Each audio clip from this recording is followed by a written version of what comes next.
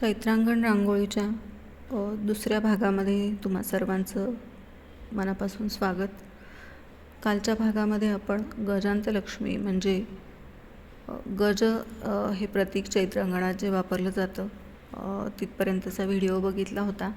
आज त्याच्या पुढची रांगोळी आपण बघणार आहोत. यामध्येही वेगवेगळी बरीच प्रतीकं मी तुम्हाला दाखवणार आहे. शेतात आलेलं नवधान्य आनंदाने घरामध्ये भरून सगळे शेतकरी या दिवसात आनंदी असतात आणि फळाफुलांनी अतिशय बहरलेला असा हा चैत्र महिन्याचा काळ असतो. चैत्रामध्ये नवधान्य येतं आणि नवीन धान्य आलेलं, नवीन फळं, चैत्रातली पालवी, तर त्यामुळे सर्वच पशुपक्ष्यांना, प्राण्यांना मुबलक अन्नधान्य उपलब्ध व्हावं या हेतूने निसर्गातली जवळजवळ सगळीच प्रतीकं यामध्ये वापरलेली आहेत. मग पक्ष्यांनाही धान्य दिलेलं इथे रांगोळीमध्ये दाखवलेलं आहे. त्यानंतर माशांसाठीही मत्स्य अवतार म्हणूया आपण, किंवा तेही या जीवनशृंखलेचा एक भाग आहेत म्हणून मासेही इथे दाखवले जातात. आणि विष्णूचे दशावतार जसं आपण म्हणतो की इथे दशावतार तर नाही, पण ज्या ज्या गोष्टी आपल्या रोजच्या जगण्याशी संबंधित आहेत त्या बऱ्यापैकी या रांगोळीमध्ये समाहित केलेल्या आहेत. यामध्ये गाय वासरू जसं आपण काढलं तसं रोज देवापुढे किंवा दारापाशी आपण जे काढतो ते गोपद्म मी इथे दाखवलेले आहेत. त्यानंतर तुळशी वृंदावन जी आपण नेहमी ठिपक्यांची रांगोळी साधी काढतो दारापुढे किंवा देवापुढे, तीही इथे दाखवलेली आहे. तुळशी वृंदावन आणि त्याच्यामध्ये बहरलेली एक छान तुळशीचं रोप, अशी एक रांगोळीचं प्रतीक इथे वापरलेलं आहे. किंबहुना यात वापरलेली सगळीच प्रतीकं पारंपरिक आहेत आणि त्या रांगोळीच्या स्वरूपातही मी बऱ्यापैकी पारंपरिकच रांगोळ्या दाखवण्याचा प्रयत्न करते आहे. तर अशी तुळशी वृंदावनाचं त्यामध्ये समावेश आहे.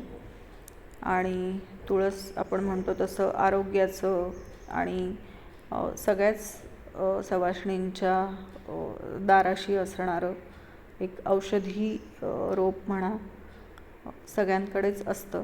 आणि तुळशीच्या पूजेचं महत्त्व आपल्याला सगळ्यांना बऱ्याच अंशी माहीत आहे. त्यात मी वेगळं सांगावं असं काही नाही आहे, पण तरीही सांगते. औषधी आणि अतिशय उपयुक्त असं तुळशीचं हे रोप या रांगोळीमध्ये प्रतीक म्हणून दाखवलेलं आहे.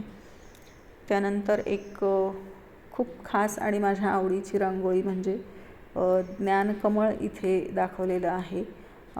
बऱ्याचदा अष्टदळ हे ज्ञानकमळ म्हणून रांगोळीमध्ये दाखवलं जातं, पण हे पारंपरिक ठिपक्यांचं ज्ञानकमळ, 5 ठिपक्यांचं ज्ञानकमळ मी इथे दाखवते आहे. ह्या रांगोळीमध्ये दाखवलेल्या बऱ्याच पारंपरिक रांगोळ्या मी माझ्या छोट्या रांगोळ्यांच्या व्हिडिओमध्ये पारंपरिक रांगोळ्यांच्या भागामध्ये मी स्वतंत्रपणे दाखवलेल्या आहेत काढून.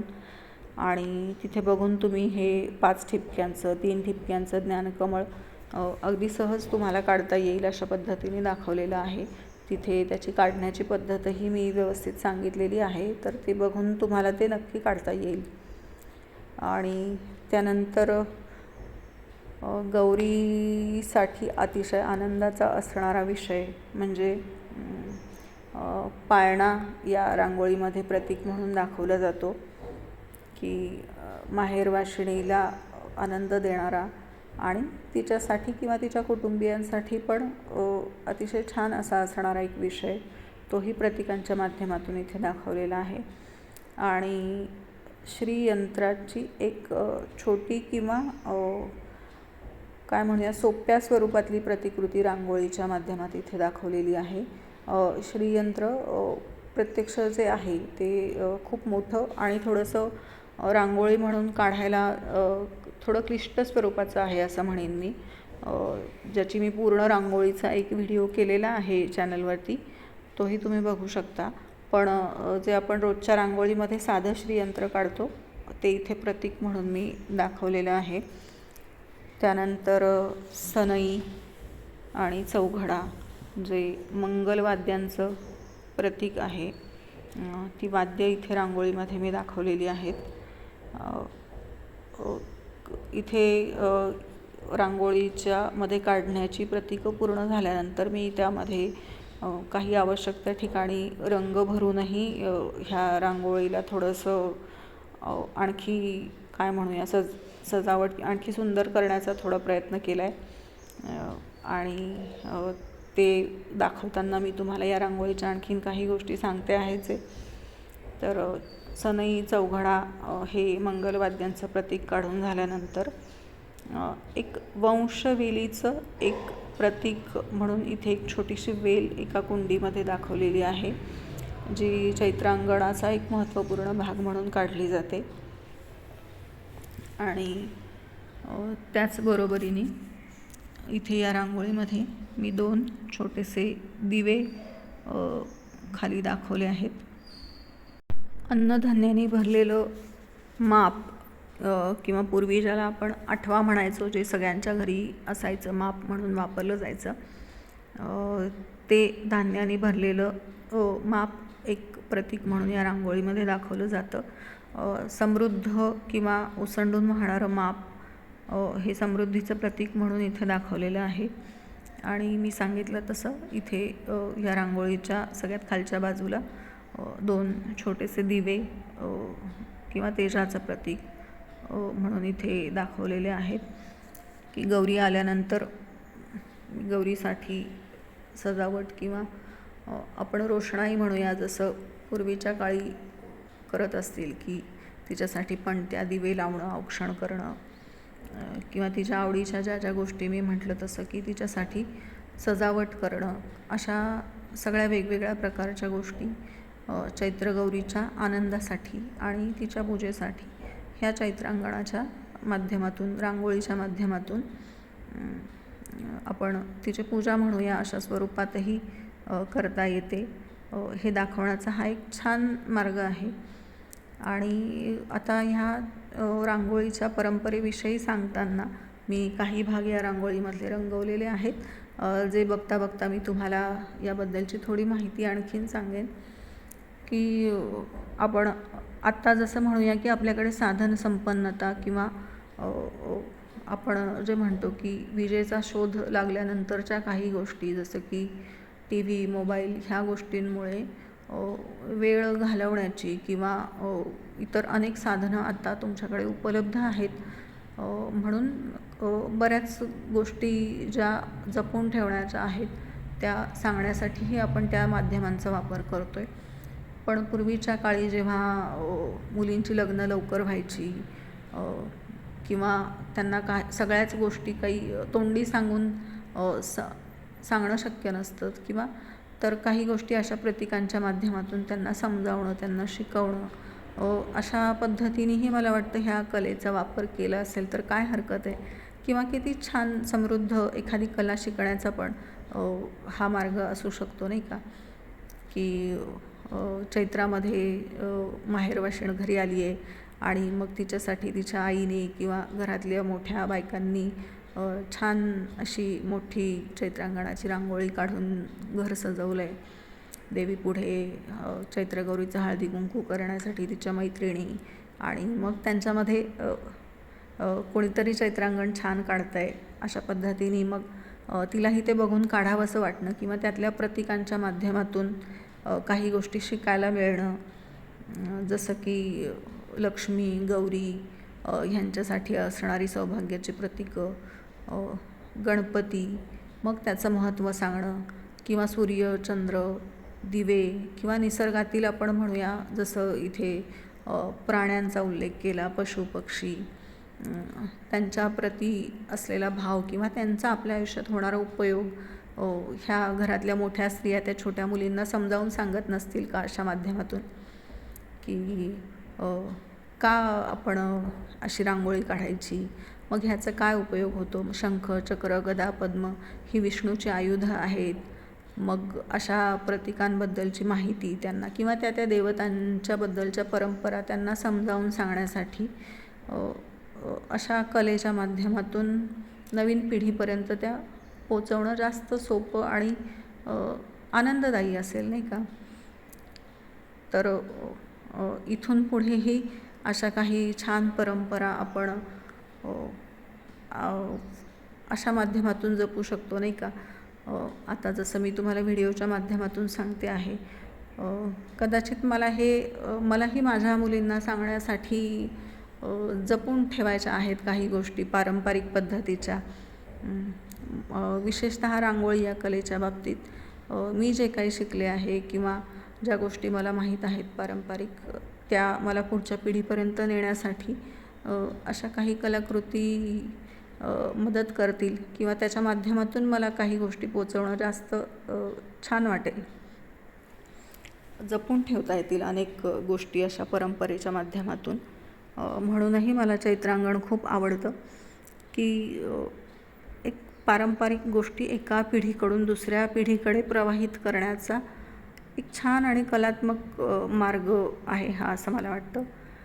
आणि रांगोळी ह्या कलेच्या बाबतीत तर विशेषतः खूप गोष्टी प्रतिकात्मक स्वरूपामध्ये दाखवलेल्या आहेत आणि त्या तशाच पद्धतीने पुढे जाव्यात ह्यासाठी अशा चैत्रांगणासारख्या काही रांगोळ्या, जसं ह्याच्यामध्ये वापरलेलं मी सांगितलं की ज्ञानकमळ जे आहे ते बऱ्याचदा अष्टदळ काढून ते ज्ञानकमळ आहे असं सांगितलं जातं, पण ज्ञानकमळाची ही पारंपरिक रांगोळी त्याची रेष कुठेही तुटू न देता सलग पहिल्या बिंदूला परत येणारी ती रेषा, हे वैशिष्ट्य आहे ज्ञानकमळाचं.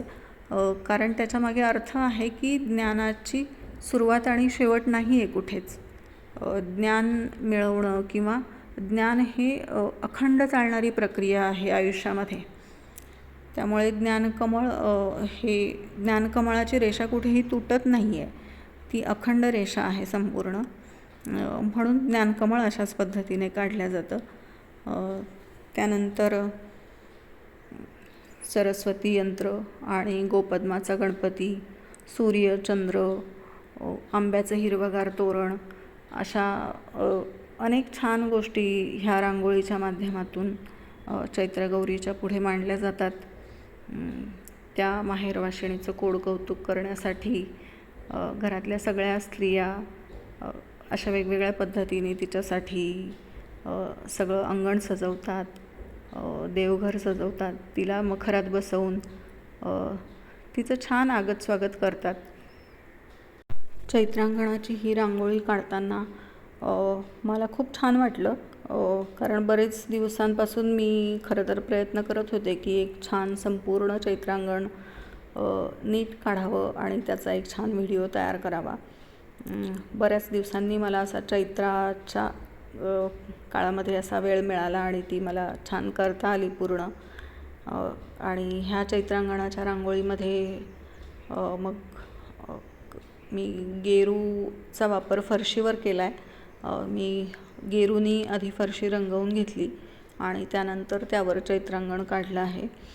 खरं तर ही रांगोळी अंगणात काढण्यात जास्त मजा आहे, पण आमच्याकडे दत्ताचं मंदिर असल्यामुळे मी बऱ्याच रांगोळ्या माझ्या देवासमोर, तशी जागाही आहे त्यामुळे बऱ्याच मी रांगोळ्या तिथे काढते, कारण त्या तिथे काही दिवस चांगल्या राहतातही, म्हणूनही मी त्या देवासमोर काढते. आणि अंगणात पुसली जाण्याची जास्त शक्यता असते म्हणून मी ती देवाच्या हॉलमध्ये आमच्या काढते. तर ही चैत्रांगणाची रांगोळी आणखीन सुंदर करण्यासाठी त्याच्या कडेनी चैत्रातला एक अविभाज्य घटक आणि प्रिय गोष्ट म्हणजे वेलीवरती फुलणारी मोगऱ्याची फुलं, सुवास त्यांचा दरवळणारा, ही चैत्रातली एक खूप छान गोष्ट आहे जी मला ह्या रांगोळीमध्ये अगदी आवर्जून घ्यायची होती. म्हणून मग त्या रांगोळीची बॉर्डर करताना मी खास मोगऱ्याच्या कळ्या आणि मोगऱ्याची पानांचा वेल त्यावर चढलेला अशी बॉर्डर ह्या रांगोळीसाठी केली. आणि ती मला स्वतःला तर खूप आवडली आहे. तुम्हालाही ही रांगोळी कशी वाटली ते नक्की कमेंट्समध्ये तुम्ही सांगा. तुम्हाला याबद्दल काही शंका असतील तर त्याही विचारू शकता. खरं तर चैत्रांगण असंच काढावं असा काही परिपाठ नाही आहे, पण आपल्या संस्कृतीमधली जितकी जास्तीत जास्त प्रतीकं आपल्याला वापरता येतील तितकी त्या माध्यमातून काढण्याचा प्रयत्न करावा. इथे या रांगोळीमध्ये मी जवळपास 50 प्रतीकं या माध्यमातून वापरलेली आहेत. प्रत्येक अगदी नाव घेऊन मी सांगणार नाही इथे, पण तुम्ही फोटोमध्ये कदाचित ते मोजू शकाल. आणि अशी ही छानशी चैत्रांगणाची रांगोळी तुम्हीही तुमच्या घरी चैत्रगौरीला नक्की काढून बघा. आणि छान असं हे चैत्रांगण तुम्हालाही आवडेल.